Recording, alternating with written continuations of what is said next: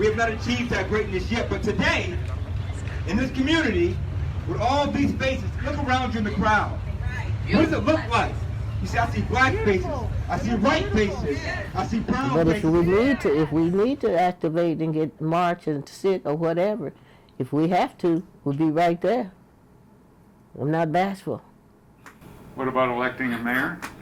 Well, of course, what other, Some of these you got the best thing we ever had. And moving forward, we will definitely be able to meet that vision that's been laid forth. Yeah. Council. At least you can talk to. Yeah, at least it's somebody you know and you can talk to. Are these going to be And not only that, website, the job that needs to be done for the PowerPoint, city is getting done. for citizens? What's happening now is that our website will be updated as we. I started going to paint in 1951 when my mother came up from Mississippi. To join her sister, who had already migrated here in 1949. So you could say I'm Waterloo born and bred. Yes, and my mother moved here in the mid-1950s after my father was called to war to fight in the Korean War. And they came from Chicago, Illinois, initially meeting there. My father was from Durant, Mississippi, and my mother was from Bolivar, Tennessee. And I was christened here at Payne AME Church. So as a newborn baby, I was involved with this church all of my life. I remember because I wasn't prepared for that cold weather, and I came from 80-degree weather to 20 below. I'll never forget it. Just before Christmas. Just before Christmas, I stepped off of that train downtown. Why? Because I was coming to live in Waterloo. I got married and I was coming to live in Waterloo, and I've been here ever since. A lot of the older generations are from Mississippi, and in fact, they're from towns relatively close to each other. In fact, a lot of people, a lot of the older generations they knew each other simply from being in Mississippi. And being from the neighboring, and being from neighboring places like Durant, Oxford, those kind of places, Jackson. But you find a lot of them from Durant, Mississippi. My mom was from Oxford, Water Valley, those kind of small towns. But they were small, but yet they were, had real viable communities. But there was good reason economically to move. Well, a lot of them came when some came with the railroad, okay, and some after the railroad, because after some relatives had moved up here, then of course they had invited the other relatives to come, because the economics was far better up here than in the South at that time. Sometimes good, sometimes bad, but I've been here. This is home now for over 60 years. And you've really gotten involved in Waterloo, as I understand it. Quite a bit, yes. What made me get involved was with my children when they were in school. And this young man that just left here at Longfellow School, he wanted to be a Boy Scout. And at that time, it was segregated. They didn't have Boy Scout leaders for the little Negro boys, as they called it. So I asked, what did it take to be a scout master, a den mother? And they said, if you want to be one, we'll teach you. And so they taught me to be a den mother, and that's how I got involved, from the school to the community, the church. It was involved in just about everything. You didn't want a message to get to your parents by way of school or the neighborhood? Grown-ups. And what I grew up with was a lot of love, a lot of pride, a lot of unity, And a lot of examples of African American men and women who were business owners, who were educators, who were doctors, lawyers. Everything that I needed or my family needed, we could get it from our neighborhood and our community. And so if you were outside of where you were supposed to be, you would run into someone that would know you, that would tell your parents to keep you in line. So for many, many, many years, I felt like, even though my family particularly was small, but I had a big family because the whole community was invested in your well-being, your health, your safety, your well-being, and not only even that, if you needed something to eat or drink, you were always welcome. So it was a wonderful, wonderful, very rich and vibrant community and neighborhood when I grew up. I graduated from high school here, and some of it was pleasant. But we had to put forth effort. It wasn't that, oh yeah, you can come on and do this. You had to say, I'm going to do it and stick. I'm sort of, is it high strung? Whatever. And I believe what I believe. And the first thing I believe in is me. Okay? Because I can remember when I came here for high school, they were not taking sophomores to the state read-off from the English class. And I said that I wanted to go, and the English teacher looked at me like, so I went to the vice principal and told him I wanted to be in it, and he said he would see what he could do. When I went to practice, she had selected another black girl to read exactly what she thought, what she knew I was supposed to read. So she got it. I went back to Mr. Raffensperger and I said, this is what happened. He said, what else can you do? You know, because it was black portrait in The Creation by James Weldon Johnson. Betty Hackett ended up with it. Now you're going to have to take 2 from the sophomore class. And what shocked her was when she asked me what else could I read, I said, I want to read Edgar Allan Poe. And she looked at me like, what? What had happened, the school that I went to in Mississippi, they teach different, and they taught it day by day until you got the whole, you understood every word of it. So I really didn't have to read it because we had to learn it. Annabelle Lee by Edgar Allan Poe.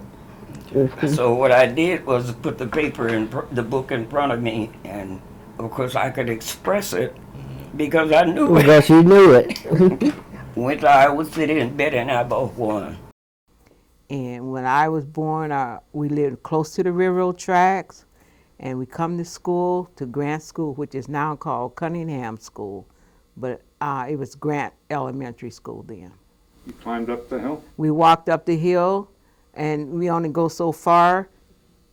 It stopped here. Blacks was down close by the railroad track, and when you go farther, it was all whites up above. And no one lived up here but white people. How did you feel about that then? I didn't know anything about segregation. I didn't feel that I was segregated until I got older, and we moved to another part of the city. We moved on Iowa Street, and that's when I realized what segregation was about. What was it about? Well, we couldn't go to certain stores. And matter of fact, we didn't travel to the west side very much. We stayed on the east side, on this side of the railroad. I mean, on this side of the bridge. So I didn't know about that until I got older, and didn't feel any of it till I got much older. I didn't feel segregation until I got in high school. Like people say, you can't sit here, you can't do that. I didn't see any of that. But in high school? In high school it was different. How? We couldn't go to the Y. We couldn't swim in the swimming pool at the Y. That I do remember, going to the Y and realized I couldn't go in the swimming pool. And that was a bad feeling of not being able to swim. But later on, I don't know how to swim today. But it's not because of that, because I didn't want to get in the pool anyway. So, but that's the only time I feel that I was being segregated, when I couldn't go into the Y and swim. I used to play basketball, and you know, we would have a rival. I went to a local school here in the area, and we would play against teams that were, you know, from maybe Cedar Falls. Yeah. And I could remember feeling that the officials that were officiating the game weren't calling it fair. But you know, I took that motivation and became a basketball official myself. And my attitude was that I would always be fair. And so I've officiated for over 40 years now. Right? And that was part of my motivation to become an official, was because I didn't feel at that time that they were calling it fair. But of course, most kids are that way these days anyway, so. Yeah, I mean, there was no formal segregation in Waterloo, but there were, I mean, you know, the point is that when Duke Ellington came to town in the late, in the 40s and early 50s, it was tough to find a hotel for his band. And so oftentimes what they would do is they would stay with local black families. The Ferguson family he was the doctor in town, and they had a big house, and so they were known to house some members of the band. And there was always people, a la the Green Book, there was always people willing to take boarders in who were traveling through. And so Ellington would come through here, Cab Calloway came through here, there were some smaller black bands that toured, and so you came to town and you played, and you were playing to a white audience, because certainly up until the 1950s, blacks were not allowed to come in and to be in the dance floor, on the dance floor at the same time that the white population was. Duke Ellington played to a white audience. I've always noticed the prejudices, but not really segregation or anything until I went to college. At UNI, there was a recent example, the Waka Flocka concert that they had at UNI. They wanted to keep the community out of it. When I mean the community, I mean the Waterloo community. Basically, they only wanted students to go. And at first, they were letting us buy up to 3 tickets, and then they said we couldn't buy any. However, I was able to buy a ticket before they stopped it. We went and talked to the president at UNI, and he had a bunch of excuses. Someone followed up with his excuses, and they were lies. And then they tried to take the concert itself off of campus because they thought people from Waterloo were coming into the concert. And they labeled them as gang members when it had nothing to do with gang members. Gang members? Yes. So that's wow. Yeah. My mom definitely would not have reacted that way. I believe the older generations was more acceptable, they were taught to accept things. I mean, I think it's still today being pushed as love everybody, let everybody live their life, just be happy, be who you are. And that's kind of the mind frames from, I feel, before my generation. They said, the university said, that there was some threats of violence. Mm-hmm. When we find out, yes, but we find out there's no evidence of that. That did not happen. The Waterloo police said that they didn't say it. The Cedar Falls police said that they didn't say it. So nobody is taking any ownership for it. But all of a sudden, they moved the concert. The student body that had been working on planning this, the decision to make the change what happened without including the student voice. Mm-hmm. And so then when you go back to reevaluate what really happened, nobody, and still those students haven't been apologized to for what happened, why it happened. And again, the Waterloo Police Department and the Cedar Falls Police Department said we didn't get a call saying anything. So. But those students were very articulate about what they had a very strong sense of They what did. their rights were in that They and did. how wrong the They did. administration was. That And yes, and they did an excellent job advocating, which is how I found out about it, which is how I learned, because they utilized social media, they utilized Twitter. I found out about it. I contacted Deborah Berry, who is president of KBBG radio station. She got involved. She started making some comments. They used their voice. They did a very good job in using their voice. So Porter turns up in the 70s out of the union movement at Rathpacking and becomes a community leader as well, and a very outspoken one. And he forms this black radio station, which is a sort of a low-range station, but aimed at the Waterloo black communities. I remember a story that was read to children at, I think, West Junior maybe, called Little Black Cocoa, that was very offensive to a child, and they told their parents about it. So the church and the community got together and did nonviolent marches. Even at my school, we were divided by hair texture. I need the curly hair kids to stand here, the straight hair kids stand here. Who divided Teachers. kids up? Teachers did that.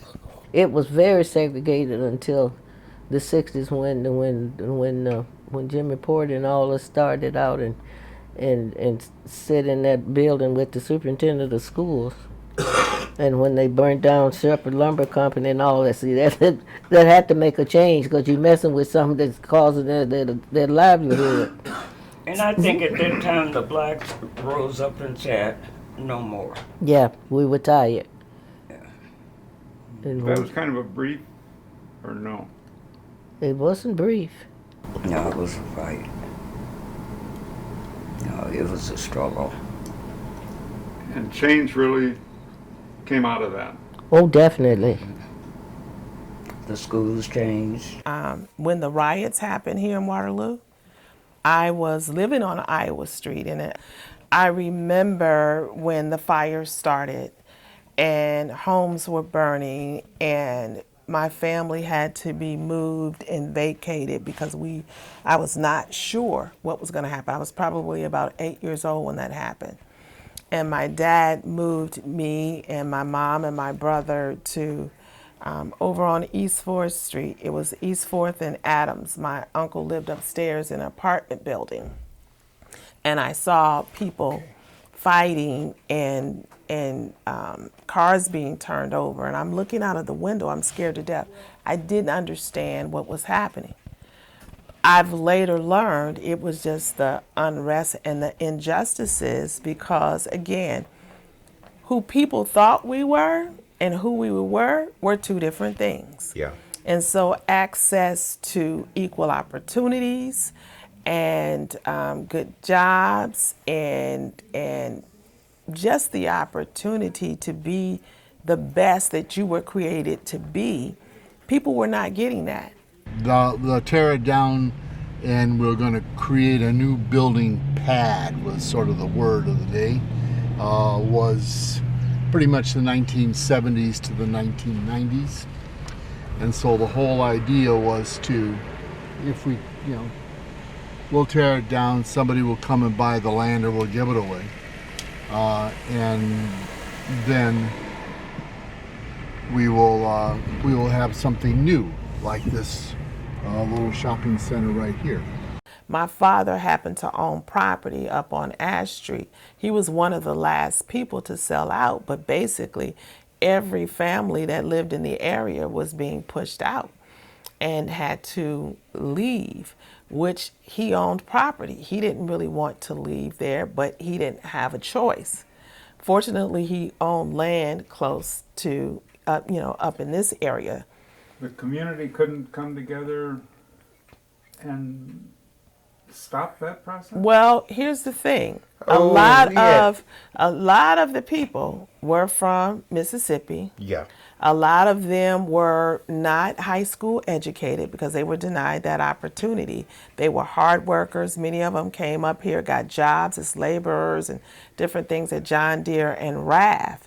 A lot of times, if you don't have access to information and you don't know how to advocate for what you need, people that have more access to information and more influence overpower you. And this being a good example of the tear it down? This would be a good example of tearing it down. We'll go across the street. But this was housing Mama Nick's. Mama Nick's. The famous pizzeria was right over there. You know, the expectation was that people would come in and build new houses or new complexes, and there is one on the right side. It's senior housing. All those homes that were lost, no history preserved. That was a big mistake. And we also had covenants where the property or housing stated within the deed no selling to blacks, Jews, or Indians. Yep, there were restricted covenants, so you couldn't sell to African American people. It's, to me, it's more subtle now, you know, whereas, you know, back growing up, it was, I wouldn't say it was blatant, but at the same time, you knew your place. You know, you knew, okay, this is what I can do, this is what I can't do. Okay, so you kind of followed that type of lifestyle, you know, because you just couldn't just be outspoken. If you were outspoken, you were considered a militant, you know, back then. You know, you were, you know, they call it activists now, you know, where if you say something to try to change things, you know, back then it was more militancy, whereas now it's, you know, gave it a better word, activist. Because in being a teacher, you know, I have white as well as African American students, you know, students of color, and you can tell some of the parents, like the beginning of school, first day of school, they have like a greet the teacher, and they come in and they see, okay, I have an African American male teacher. They kind of, you know, they seem a little hesitant, you know, but then eventually, after they see that I have the capabilities of teaching, and then they see, okay, well, first they say, well, let's give them a chance. And then after time goes on, the kids go home and say, I love my teacher, I like her, you know, I enjoy being in this class. And they, you know, they kind of are more accepting. You know, the kids bring it home. Yeah, they do. Yeah, because, you know, that's not saying they're all like that, but you know, I can sense that, you know, they're kind of reluctant to have their child in my room, you know. So what I think you saw in the African American community, some of the ones that came before me, you did what you were told, you followed directions, you didn't necessarily question authority. Most of them did that. But what you had with some of the younger people that were coming up, they were like, well, wait a minute, this doesn't feel right, this doesn't sound right, this is not what I'm believing. I'm feeling like I am just as worthy as another person. And I think that's what you start seeing with those young people that were at East High that said, this is not okay. We're not going to go along to get along anymore. We're going to push.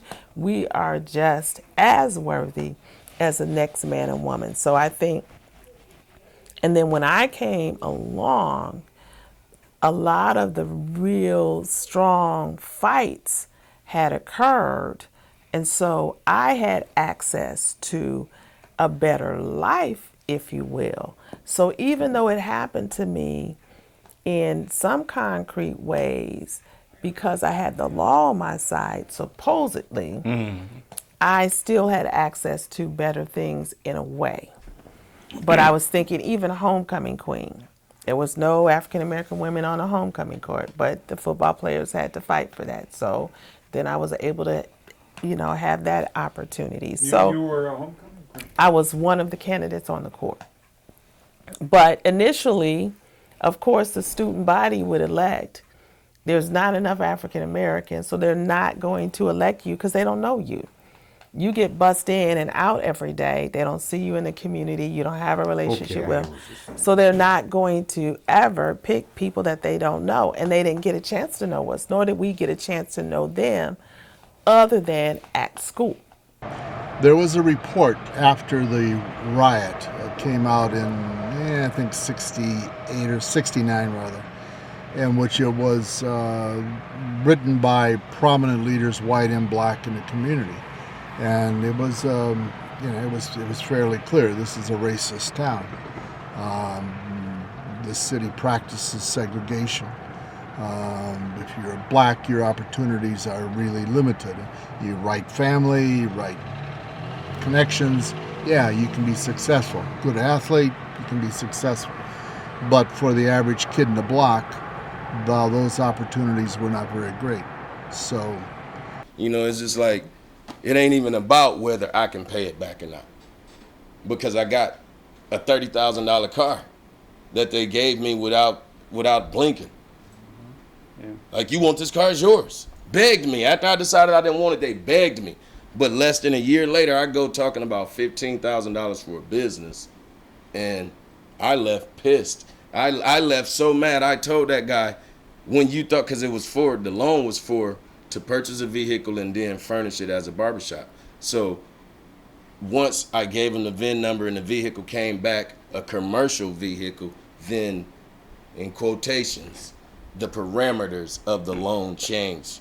I was fortunate to leave, and yes, I have a master's degree. I'm a licensed social worker. I came back to Waterloo to take care of my mom, and I couldn't even find a job in this town. Nobody would hire me. From being a licensed social worker, a master's degree, I couldn't get one job opportunity here in Waterloo. There's still high unemployment. Yeah, right now 14% for African Americans. So while the national rate might be 3 or 4%, but for African Americans it's double digit. And I was told too, we're not looking for educated people. We're not looking for people like you. So I found many people with advanced degrees, master's degrees, and PhDs. If they did get a job, they were significantly underemployed. Because 9 times out of 10, myself, speaking for myself again, I am $120,000 in debt for a master's degree, and here I stand cutting hair. Not saying that I couldn't get a job there.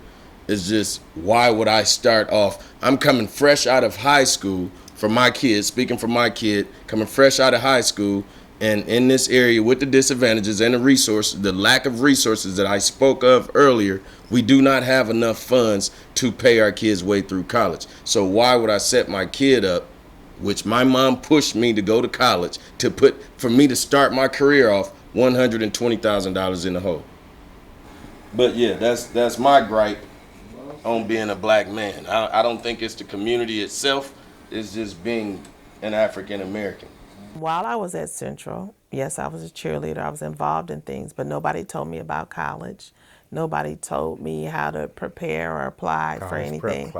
They were just saying that, you would probably get a job at John Deere. And that was the expectation. Now, I didn't know how to do anything else. I happened to graduate and go to the University of Iowa, but my parents had to fully pay and fund that out of their pocket because they were not high school educated. They didn't know how to help me really negotiate a life at college. And so I reflect back on all of those things now and all of the access to information that just was not available for us at that time. Our youth don't think there is any segregation, so they're so outgoing. Some of them don't feel there is segregation because they didn't have the depressed feeling that we had back in the 40s and the 50s. But they shrug it off pretty easy. where some of the older ones don't. We're here to make change. That's what we're here for. Come here real quick. Justice. We're here for justice, but this is why we're here.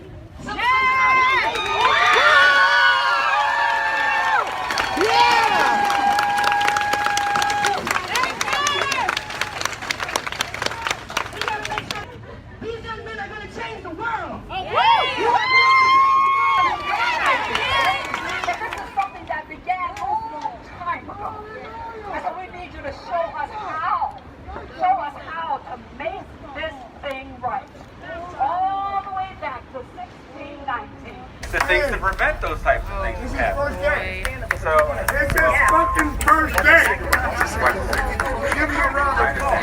I have never seen a chief of police come outside. it's not you people. We all in the same community. Even though I'm new here, I'm part of the community. So I'm gonna be something as well.